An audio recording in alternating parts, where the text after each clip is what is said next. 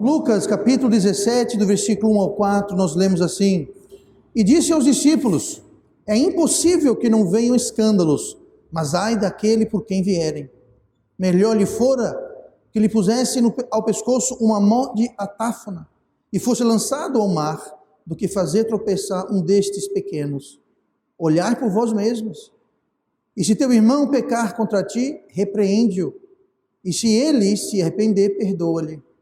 E se pecar contra ti 7 vezes no dia, e 7 vezes no dia vier ter contigo, dizendo: arrependo-me, perdoa-lhe. E vamos orar. Amado Pai, obrigado pela tua palavra. Peço agora que teu Espírito venha nos ajudar a entender. Peço que o Senhor nos ajude a colocar de lado tudo aquilo que nos distraia da tua presença, da tua palavra. Peço que o Senhor me use esta noite, que o teu Espírito possa me empoderar e me usar para trazer essa verdade de forma eficaz. Abençoe cada um de nós esta noite, nós te pedimos em nome de Jesus. Amém. E vamos então sentar esta noite, nós vamos manter nossas Bíblias abertas para esse texto, nós vamos para alguns outros textos na palavra de Deus, mas eu quero começar dizendo algo óbvio. Nós estamos numa batalha, nós vivemos constantemente uma batalha espiritual. Segundo Coríntios capítulo 10 e versículo 3, o apóstolo Paulo escreve sob inspiração do Espírito Santo, é claro: porque andando na carne não militamos segundo a carne, porque as armas da nossa milícia não são carnais, mas sim poderosas em Deus para a destruição das fortalezas. Então aqui deixa bem claro que nós temos uma batalha, uma milícia, nós temos armas, e essas armas são armas espirituais, mas para deixar bem claro, existe uma batalha, vivemos uma batalha espiritual. O nosso inimigo, Satanás, o diabo, ele não pode, não consegue, jamais conseguirá destruir as igrejas. Me refiro a igrejas locais. Sempre que na Bíblia você vê referência à igreja, sempre é em relação à igreja local, uma específica igreja local. Não existe na Bíblia nenhuma doutrina sobre igreja invisível, ou a igreja universal, a igreja, eu vou usar aqui o termo, a igreja católico quer dizer universal. Se você olhar no dicionário, católico quer dizer universal. Eu sei que hoje nós temos uma igreja que se chama católica, outra igreja que se chama universal, e cria uma certa confusão. Mas a verdade não existe. Existem igrejas locais, corpos, grupos, congregações, igrejas locais. Isso existe. E são essas igrejas locais que o inimigo faz batalha, ataca, mas ele nunca será capaz de destruir. Ele pode e ele quer causar o maior estrago possível. E é isso que ele se empenha em fazer constantemente. Uma das armas no seu arsenal, nessa batalha, é a arma do escândalo. A arma do escândalo. Hoje eu quero falar sobre o tema escapando o estrago do escândalo. Escapando o estrago do escândalo. O diabo sempre usa as mesmas táticas, ele sempre usa as mesmas armas. E o motivo que ele faz isso é porque as suas armas, os seus ardis, sempre funcionam. Tá? Dá para liberar aqui, Micael, aqui na frente, ou algum lugar, cadeiras, pessoal chegando. Ele sempre usa o mesmo ardil, ele sempre usa a mesma tática, pelo simples fato que funciona. E como diz o ditado, time que está vencendo, você não mexe. Então, se nós conhecermos, se nós lembrarmos das táticas, das armas, das armadilhas e artimanhas do nosso inimigo, nós vamos ter um maior grau de vitória e ele terá um menor grau de estrago feito nas igrejas. E quando eu falo igreja, eu me refiro em nossas vidas, porque nós somos a igreja. Ele não vai estragar a parede, o teto, a frente, a fachada, não é isso. Estrago na igreja é estrago na minha vida, é estrago na sua vida. Então, o motivo que eles sempre usam a mesma tática é que eles funcionam, e o outro motivo que eles sempre usam a mesma tática é que tem muito crente que não conhece, ou conhece, mas esquece. E se você conhece e esquece, é a mesma coisa que você não saber. Não adianta você saber, esquecer e não usar. Então, constantemente o diabo usa a mesma tática, a mesma arma, e eu, como pastor, vejo isso constantemente. Poderíamos até resumir as táticas do diabo em algumas poucas coisas e certas variações destas. Mas hoje eu quero falar especificamente sobre escândalo e essa artimanha, essa armadilha que ele usa. E o seu ardil especial, que vamos ver hoje, essa questão do escândalo, envolve escândalo, perdão e submissão. Se você olhar comigo para o versículo 1 do texto que nós lemos em Lucas 17, nós lemos assim, Lucas 17, 1 e 2. E disse aos discípulos: é impossível que não venham escândalos, mas ai daquele por quem vierem. Melhor lhe fora que lhe pusesse ao pescoço uma mó de atáfona e fosse lançado ao mar, do que fazer tropeçar um destes pequenos. Existem pessoas que aplicam esse trecho da palavra de Deus e essa decisão de amarrar uma pedra que mó de atáfona nada mais é do que uma pedra de um moinho. Naquela época as pessoas moíam sua própria farinha, então tinha uma pedra que ficava fixa e tinha um buraco no meio, tinha uma outra peça que era móvel e geralmente tinha algum implemento em cima e você girava aquela peça tinha que ser grande e pesada, justamente para você colocando os grãos no meio, e ao passo que você girava aquilo, ia prensando, puxando e moendo os grãos, que pela força centrífuga do giro da pedra, elas iam indo para a circunferência e caía do lado do final, quando a farinha estivesse moída. Tá? Vocês acabaram de aprender como usar um moinho de pedra. Mas enfim, então, esse modo de atáfora nada mais é do que aquela pedra de cima, pesada, aquela que gira. Pois é, se você escandalizar um desses pequenos, pega aquela pedra, seria melhor para você pegar aquela pedra, amarrar no pescoço e lançar você no mar. Não parece muito agradável essa sentença. Mas muitas pessoas vêm aqui, lhe pusessem ao pescoço uma mó de atáfora e fosse lançado ao mar, do que fazer tropeçar um desses pequenos. E muita gente aplica isso a criancinhas e a crianças. E é verdade, é válido. Mas entenda uma coisa, o contexto e o rei de qualquer trecho bíblico, o rei do texto é o contexto. O contexto aqui, nós vamos ver, não está falando de criancinhas. É verdade que não devemos escandalizar criancinhas. E é claro que Deus vai julgar severamente quando nós escandalizamos e torcemos e causamos crianças e jovens a se afastar de Deus ou até um desgosto por Deus e as coisas de Deus. Isso é verdade, mas não é isso que o texto está falando. Se a gente for para Mateus 18, que é o texto paralelo, vai dizer algo parecido. Versículo 6 de Mateus 18 fala assim: qualquer que escandalizar um destes pequeninos que creia em mim, melhor lhe fora que lhe pusesse ao pescoço uma mó de azenha, mesma coisa, e se submergisse na profundeza do mar. Aqui ele fala um desses pequeninos. Mas note, desses pequeninos que creem em mim. Então, o contexto dos pequenos ou pequeninos não é a idade, não é ser uma criança, um jovem, um adulto. Aqui está falando sobre pequeninos na fé. Pode ser criança, sim, pode ser jovem, sim, pode ser adulto, não interessa.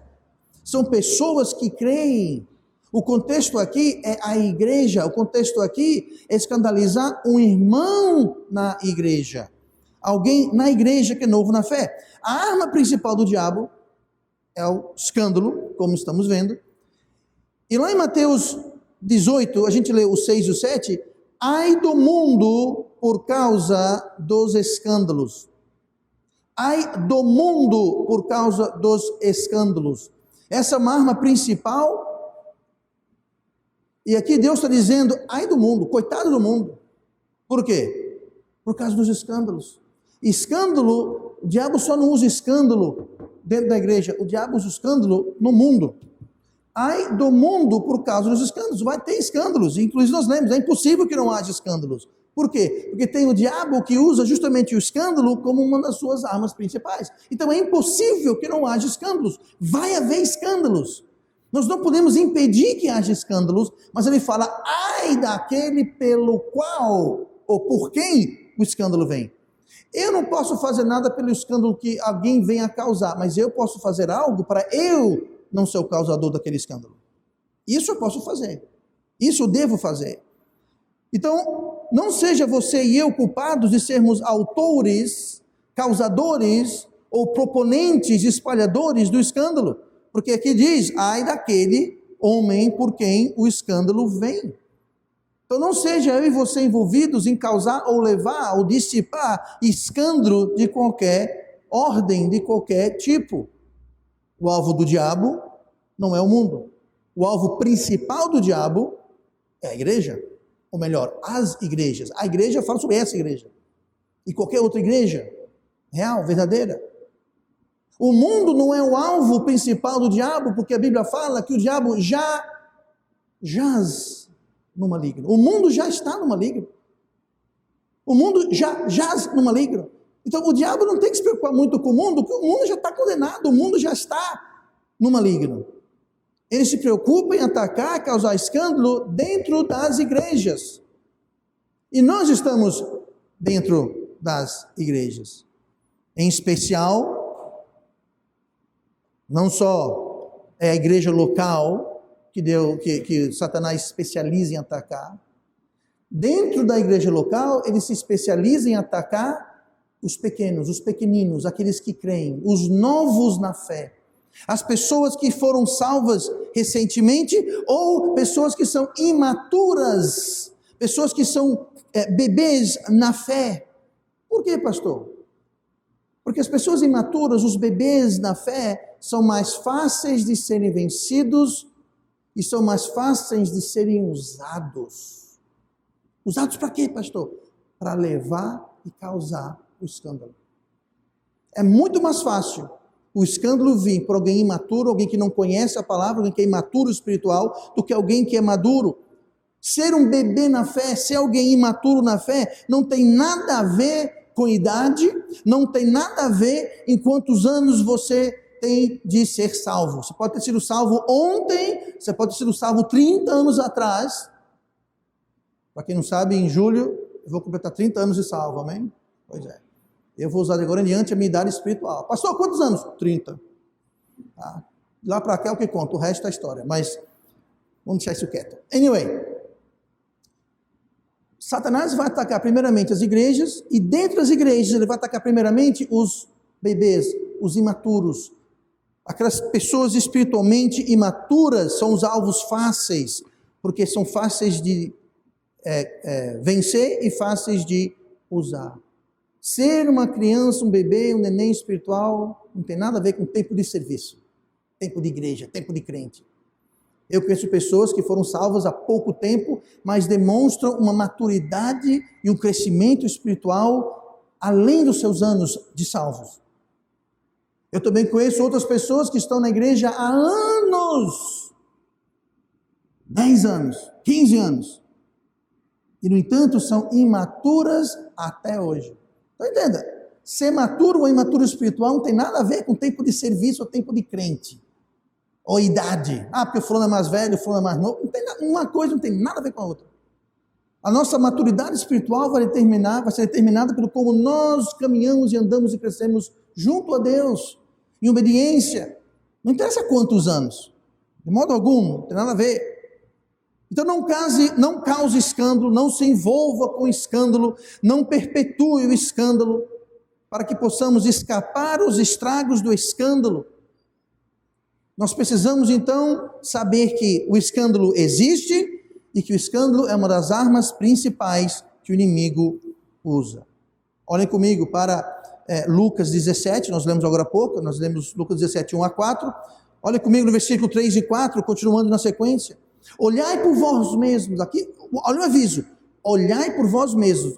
Individualmente nós temos que olhar, temos que ficar atentos, temos que observar, é a nossa responsabilidade. Está dizendo aqui, olhai por vós mesmos, fiquem de olho em vós mesmos, você, olhai por vós mesmos. Em quê? Vamos ver em quê. E se teu irmão pecar contra ti, repreende-o, e se ele se arrepender, perdoa-lhe. E se pecar contra ti 7 vezes no dia, e 7 vezes no dia vier ter contigo dizendo, arrependo-me, perdoa-te. O primeiro ponto que nós vemos que faz parte da mensagem de hoje foi o fato que existe escândalo. O segundo, que eu mencionei antes, é perdão. Aqui está falando sobre perdão. Essa é uma outra área que o diabo usa. Ele atua nessa área de perdão. Por quê? Devido ao pecado. Todo mundo aqui, somos todos pecadores. Pastor, como é que você sabe? A Bíblia fala.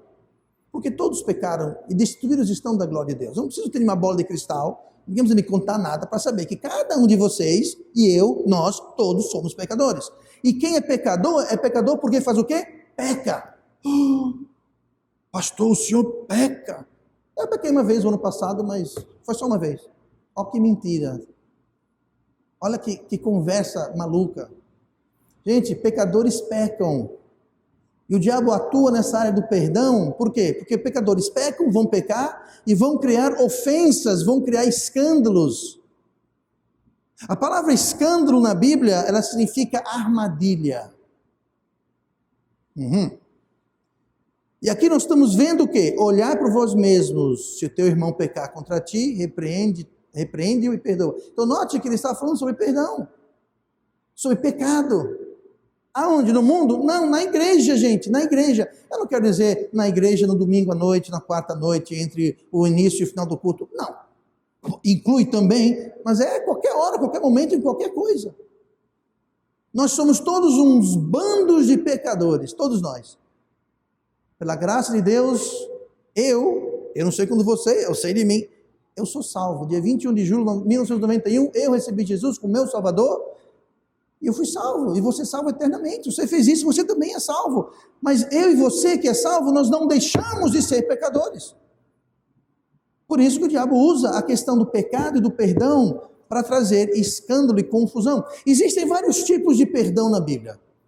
Talvez em breve eu traga uma mensagem explicando, mas existe o perdão judicial, biblicamente falando, existe o perdão moral, existe o perdão prático. Existem perdões que carregam condições, existe o perdão que não tem condição nenhuma. Aqui note que fala, se o teu irmão pecar contra ti, e o quê? Se arrepender. Esse tipo aqui é um que requer, tem uma condição. Outros não. Outros é um perdão que nós temos que perdoar. Não interessa se a pessoa pediu perdão, não interessa se a pessoa se arrependeu, não interessa nada. Então existem vários tipos de perdão. Existe aqueles que afetam o ofensor, existe aquele perdão que afeta o ofendido. Mas como eu disse, a mensagem hoje não é sobre pecado e perdão. Aí, em breve eu creio que eu vou trazer outra mensagem que destrincha direitinho esses tipos de perdões que a Bíblia fala e como isso nos impacta de modo mais prático. Mas como o tema de hoje não é esse, eu não vou entrar em muitos detalhes. Basta saber, no entanto, para motivos da mensagem de hoje, que nós devemos buscar o perdão pelas nossas ofensas e nós devemos estender o perdão aos nossos ofensores. Para os efeitos da mensagem de hoje, esse conceito básico, genérico, é que nós devemos buscar o perdão pelos nossos pecados e estender o perdão para quem peca contra nós. Tá? Isso é o básico do básico. Essa questão de perdão, inclusive, eu mencionei, eu vou mostrar na Bíblia onde que fala isso, é uma área que o diabo atua. Olha comigo, 2 Coríntios capítulo 2. 2 Coríntios capítulo 2, de versículo 10, vai deixar bem claro exatamente aquilo que eu venho falando nesses últimos minutos. 2 Coríntios 2, 10 fala assim: e a quem perdoardes alguma coisa, também eu. Porque se eu também perdoei alguma coisa, a quem o perdoei por amor de vós, o fiz na presença de Cristo. Para que, veja só, para que não sejamos sobrepujados por Satanás. Versículo 11, porque não ignoramos os seus ardis. Vejam só, aqui Paulo está falando sobre perdão, isso aqui, se você ler ao redor do texto, está falando sobre perdão dentro da igreja em Corinto, contra um irmão que havia pecado, e pecado feio. E Paulo falou, vocês perdoaram o irmão como deveriam, eu também perdoei. Aí ele completa, isso é importante para que não sejamos sobrepujados. Essa palavra sobrepujados, ela significa ultrapassado, ela significa atropelado, ela significa vencidos. Veja bem, ele fala que eu perdoei para que não sejamos vencidos por Satanás. Porque se a gente não estende o perdão, se nós não entendemos essa questão do perdão na igreja, nós seremos sobrepujados. Sobrepujados literalmente significa ultrapassado ou atropelado. Ultrapassado, que pode passar de lado, mas também significa passar por cima. Essa palavra aqui, a palavra original, sobrepujados, pode ser ultrapassado de lado ou de cima. Ou seja, atropelado. Mas o sentido é vencidos. Vencidos. O diabo vai nos vencer se nós não entendermos e aplicarmos a doutrina do perdão na igreja. Se nós não aplicarmos a doutrina do perdão na igreja, isso vai automaticamente, inevitavelmente causar, criar, trazer, propagar um escândalo. Nós lemos aqui, se o irmão pecar contra ti, perdoa. Se for 7 vezes no dia, perdoe 7 vezes no dia. Então nós temos que entender que existe o escândalo, e que o escândalo vem principalmente nessa área de perdão. E o diabo usa isso para nos sobrepujar, nos vencer, nos atropelar, nos conquistar. Ele usa esse ardil. Ele termina no versículo 11, porque não ignoramos os seus ardis. Quando nós ignoramos os ardis do inimigo, especialmente o de perdão, a questão do perdão, nós vamos ser sobrepujados e vencidos. Ele fala, nós não ignoramos, nós sabemos como ele opera, nós sabemos as suas táticas, nós conhecemos as suas armadilhas, e nós não somos ignorantes dos seus ardis. Por isso, vocês perdoaram muito bem, eu também perdoei muito bem, para não sermos vencidos. Lembrando aqui, mais uma vez, que o contexto aqui é a igreja. Dentro da igreja. Se houver queixa, ofensa, real ou imaginária, então cabe ao ofendido ir falar com o ofensor diretamente. Deixa eu repetir isso. Se você, eu estou falando com você, tá? Esquece a pessoa do seu lado, na sua frente, atrás de você, estou falando com você. Se alguém na igreja, não interessa se é o pastor, se é o irmão que chegou ontem, o irmão que está aqui há 500 anos, não interessa. Se alguém, seja lá quem for, se alguém na igreja lhe dá motivo de ofensa, se alguém na igreja lhe causou um chateamento, enfim, qualquer ofensa, e eu repito, real ou imaginária. Eu vou explicar por que real ou imaginária daqui a pouquinho. Para escapar dos ardis, para não ser vencido pelo inimigo, o ofendido deve ir para o ofensor diretamente, um a um, cara a cara, mano a mano. Diz aqui o versículo 18 de Mateus, o capítulo 18 de Mateus, versículo 15. Ora, se o teu irmão pecar contra ti, vai. Quem? A pessoa que foi ofendida. Vai. Primeiro passo é de quem se sente ofendido. Quem está ofendido, vá. A Bíblia está dizendo, não sou eu, é o que a Bíblia está dizendo. Tá? Aqui na igreja nós primamos por seguir, pregar, crer, obedecer o quê? A Bíblia. Pois bem, está aqui na Bíblia. Alguém pecou contra ti? Vai. Tempo imperativo, é uma ordem, não é uma sugestão, é uma ordem. Vai. Vai e repreende-o entre tu e ele. Qual a palavrinha depois? Só. Só. Quer dizer só, um a um, só. Não é para montar um comitê, um júri, não, vamos fazer uma campanha, não. Alguém perguntou contra você, vá, você que está ofendido, vá para a pessoa que te ofendeu, ou que você acredita que lhe ofendeu. Sozinho, só vocês dois. É o que está dizendo aqui a palavra de Deus. E se te ouvir, ganhaste o teu irmão. Na sequência, versículo 16, caso o ofendido vai sozinho falar com o ofensor e não resolver, o que a gente faz? Está aqui. Mas se não te ouvir, leva ainda contigo um ou dois, para que pela boca de 2 ou 3 testemunhas toda palavra seja confirmada. Então veja bem, alguém me ofendeu. Foi o Nicolas me ofendeu. O Nicolas me ofendeu, o que eu vou fazer? Eu vou botar um bico desse tamanho e ficar, o Nicolas me ofendeu, porque o Nicolas me ofendeu, aquele Nicolas não presta, não vale nada, o Nicolas me ofendeu. Não, a Bíblia fala o quê? Se o Nicolas me ofendeu, eu devo ir falar com quem? Já sei, vou falar com a mãe do Nicolas. Vou falar com a mãe dele? Não, eu vou com o Nicolas, gente. Não, vou falar com a Yasmin, a irmã dele. Eu vou falar com o Nicolas, pelo amor de Deus. Vou falar com o Nicolas, é o que está dizendo aqui. Vá falar com aquela pessoa que lhe ofendeu. É tão difícil assim? Não, não é difícil, minha gente. Vá falar com aquela pessoa. Aí eu falo, Nicolas, você pisou no meu pé. Pronto. O Nicolas fala assim, é verdade, pastor, desculpa, foi sem querer. Ok. Ou até, foi sem querer não, pastor, eu estava com raiva de você, eu fui lá e pisei no teu pé mesmo. Ok, eu lhe perdoo, Nicolas. Eu falei com ele. Resolveu?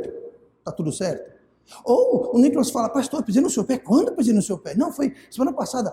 Pastor, sinto muito, eu não percebi que eu pisei no seu pé. Eu realmente estou sabendo agora. Mas me desculpe. Ok, resolveu. Não resolveu? Morreu o assunto. Não tem que falar para o pastor, para a esposa do pastor, para o irmão, para o comitê, botar na internet, Facebook, Twitter, YouTube. Não é nada, acabou, resolveu, morreu o assunto. Não operar assim é dar espaço para escândalo. Agora, digamos que não resolveu nada. Eu não acredito que ele pisou sem querer, ele falou que pisou e eu que me vire, enfim, não resolveu. Só então que você deve buscar mais 2 ou 3 pessoas para ser testemunha. E aqui não está dizendo, mas o bom senso indica que uma dessas pessoas, especialmente uma igreja como a nossa, deveria incluir o pastor. Eu digo uma igreja como a nossa, porque eu já fui membro de uma igreja que tinha 30 mil membros. Tá? Só de pastores auxiliares tinha uns 30. Então, numa igreja desse porte, talvez você não queira envolver o pastor da igreja. Tá? Você pode envolver outras pessoas espirituais e maduras, mas não pode nossa igreja. Uma dessas pessoas deveria ser o pastor. Mas veja bem, é 2 ou 3 no máximo.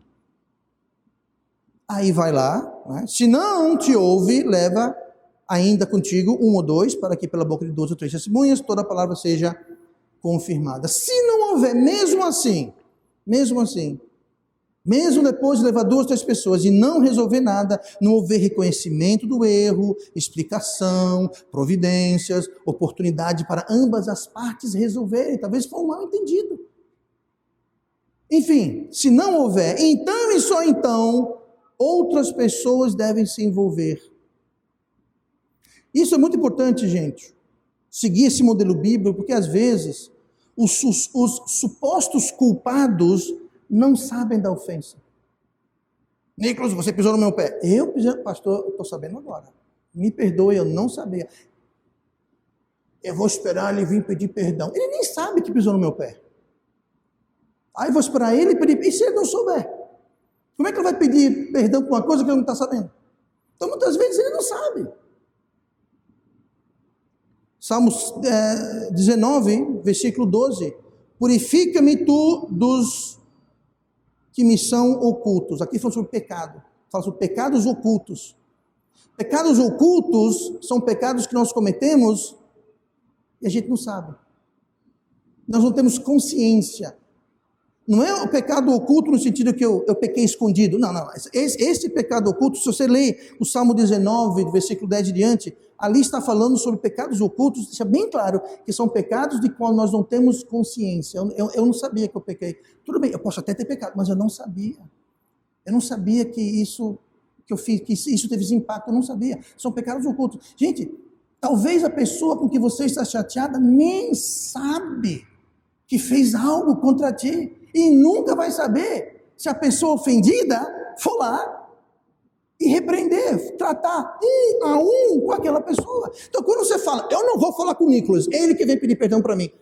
Eu vou esperar até quando? Se o Nicolas não sabe que pecou contra mim. É importante a gente ir e repreender, irmão, você pisou no meu pé. Ou seja lá o que for. Aí ele explica se foi, se não foi. Aí você percebe se é impressão minha, estou imaginando coisa, é ou não é, mas você trata a Bíblia fala.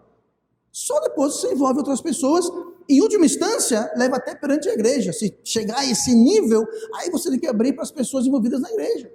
Mas o primeiro passo para desarmar tudo, vai você e só eles, só duas pessoas, vão lá, vão resolver isso. Tão simples, tão prático, tão eficaz. 17, e se não os escutar, dize-o à igreja. E se também não escutarem a igreja, considera como um gentil e publicano. Quer dizer, se a pessoa insistir e falar, fala uma coisa, seu problema é outro. Mas tudo começa como? Um a um. E começa com o ofendido, não confessor, o ofendido. O que ocorre muitas vezes é justamente o oposto.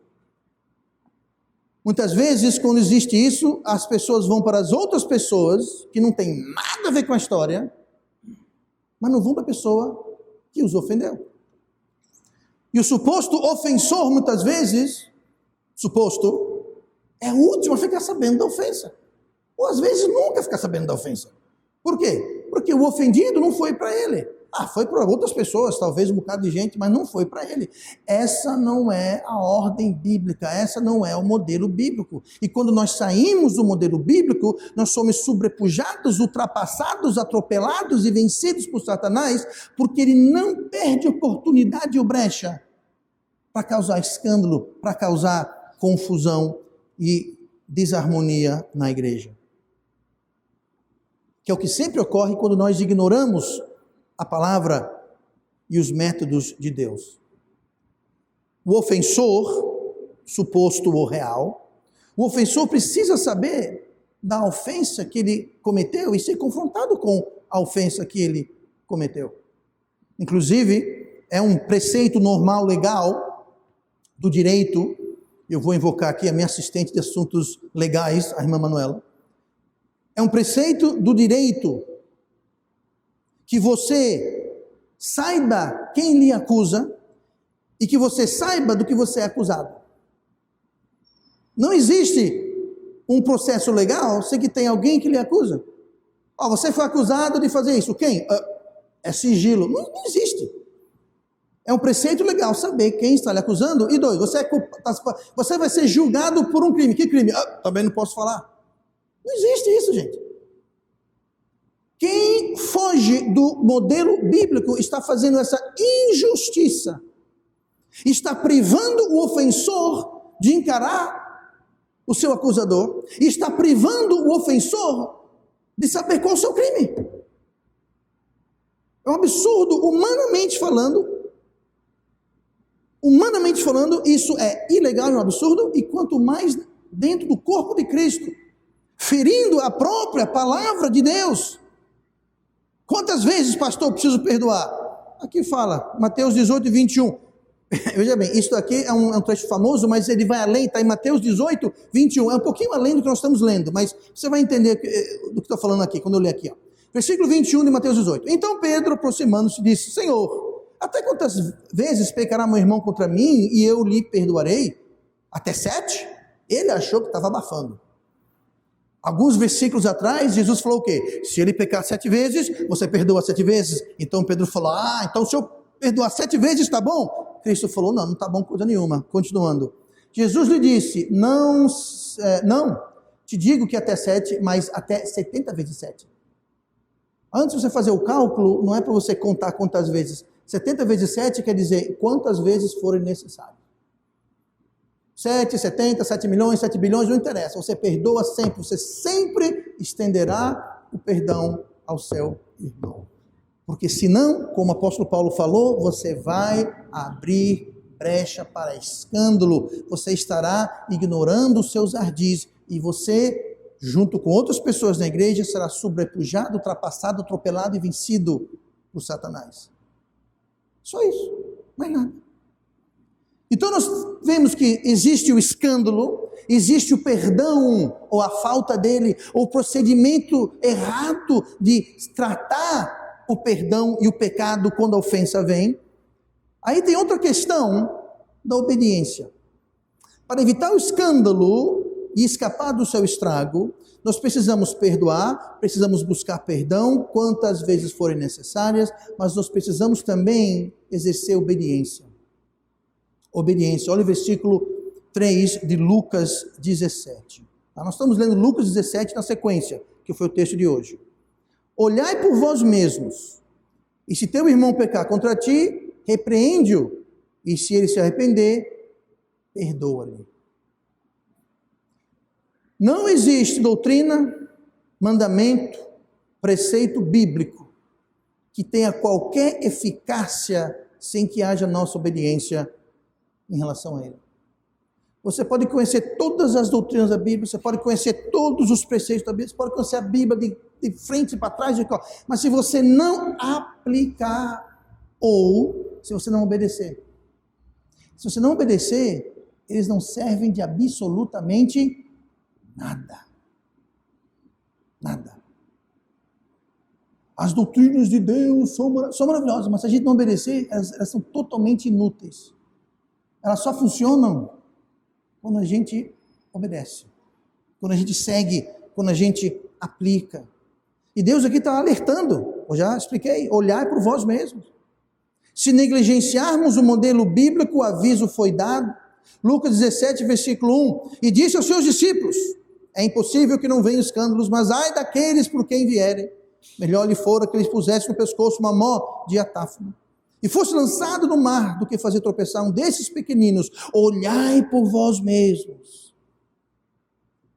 Isso é uma frase que significa, tomem cuidado, eu estou avisando, olhai por vós mesmos, eu estou dizendo, tomem cuidado.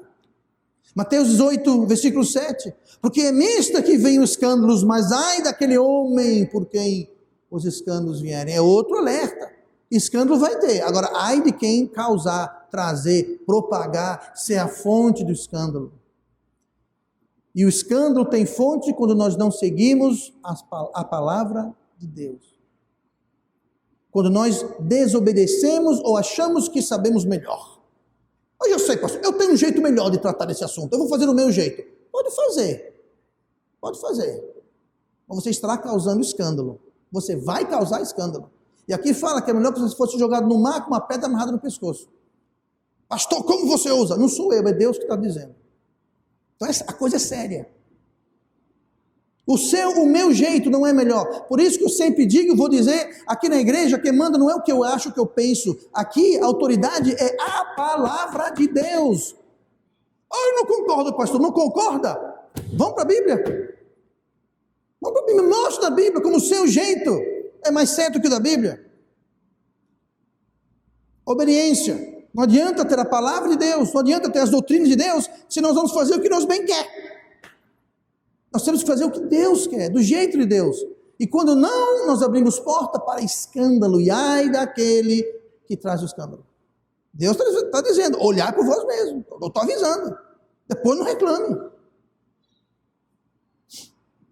Note que o alerta maior, o alerta mais severo, é para com os que proporcionam o escândalo. E não para quem peca.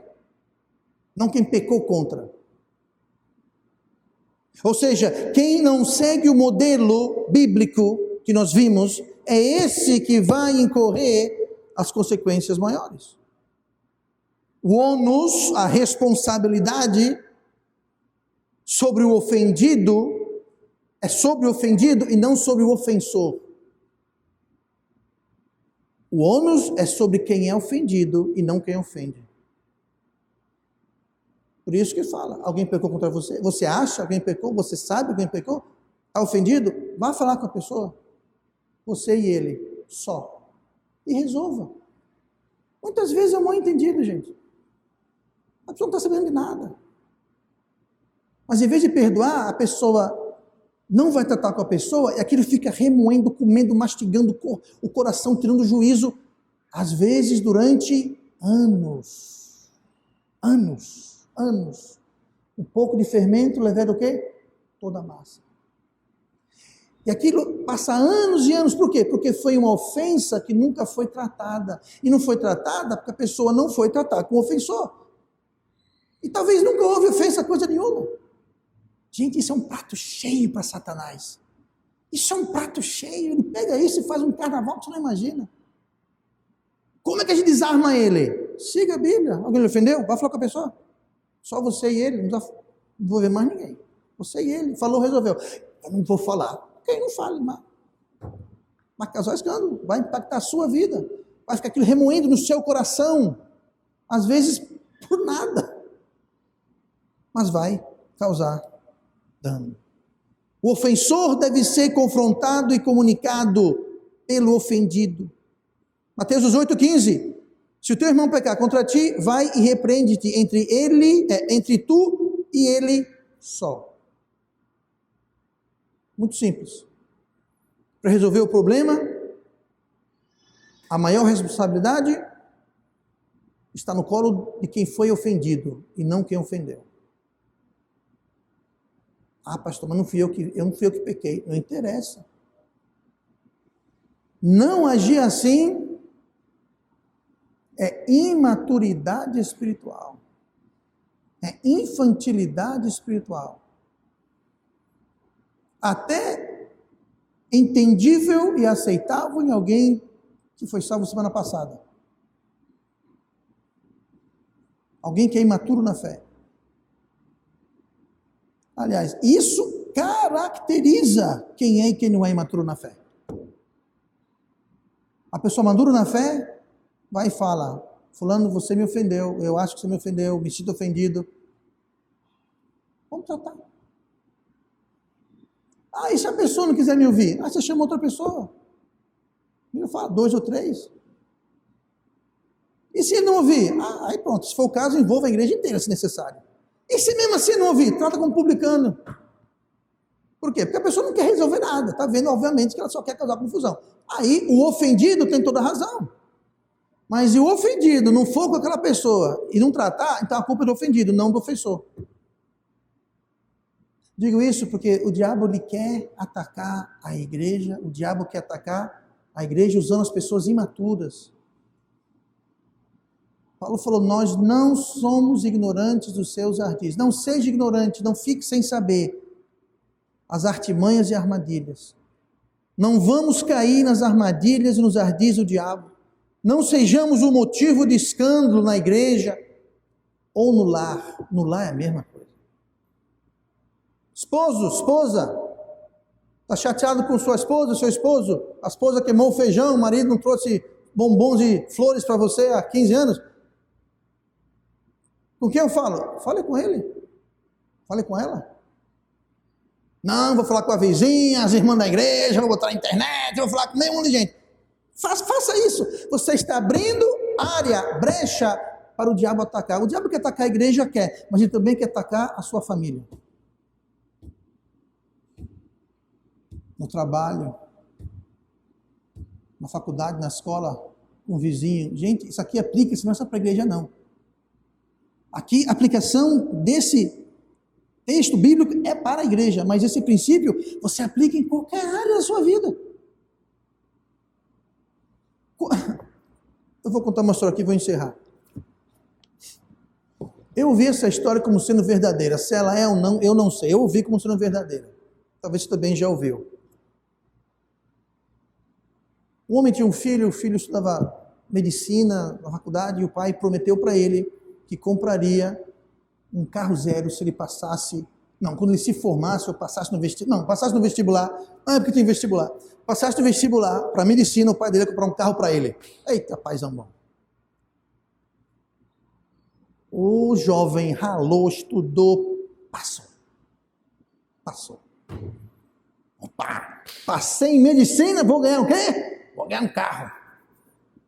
Aí chegou o pai dele, falou, meu filho, sou tão orgulhoso de você. Eu sabia que você ia conseguir, como prometido, eu vou lhe dar uma recompensa. Aí deu para ele uma Bíblia. O filho pegou a Bíblia, olhou assim, entrou numa gaveta, decepcionado, ele queria o carro. Não falou mais com o pai, mentiu para mim. aquele mentiroso, eu me sacrifiquei, ralei, estudei, eu fiz o que ele queria, ele prometeu um cara, ele mentiu para mim, tão revoltado que ele nem mais queria saber da Bíblia, aquela ou qualquer outra, ficou revoltado com Deus. Não falou mais com o pai, não quis conversa mais com o pai. Ele se formou em medicina, não falou com o pai. Depois de alguns anos o pai faleceu, sem ter falado com o pai. Foi para a casa do pai, depois do enterro, do funeral. Aí a mãe dele, limpando as coisas, né, falou: "Ô, meu filho, seu pai me deu uma Bíblia." "Ah, eu tenho aquela Bíblia." Aí ele foi lá, pegou a Bíblia. Dentro das páginas tinha um documento de um carro, no nome do filho, que ele nunca usou, nem sabia que tinha. Você imagina, o pai não entendeu nada. O que deu com esse menino? Ele não atende meu telefone, não visita, não foge da... E o filho revoltado porque o pai ofendeu ele. Qual seria a coisa mais correta e a coisa mais bíblica? Pai, você me ofendeu. Você prometeu um carro para mim. Eu cumpri o meu lado. Cadê o meu carro, pai? Eu estou magoado, estou triste com isso. O pai diria: "Meu filho, abra a Bíblia." Assunto encerrado. Oh, que maravilha, que engraçado. Iam rir, contar uma história para o resto dos tempos, uma história engraçada para contar. Pois é, mas não. O filho optou em ficar guardando mágoa, não foi encarar o seu ofensor. O ofensor ficou sem saber o que estava acontecendo, que foi que eu fiz. Eu fiz a minha parte, eu fiz de errado. O filho ficou sem ver o pai morreu, nunca fez as pazes, e o tempo todo foi simplesmente porque ele não seguiu o que eu estou falando hoje à noite. Não só para a igreja, não. Só para a gente. Entre nós, é em casa, é no trabalho.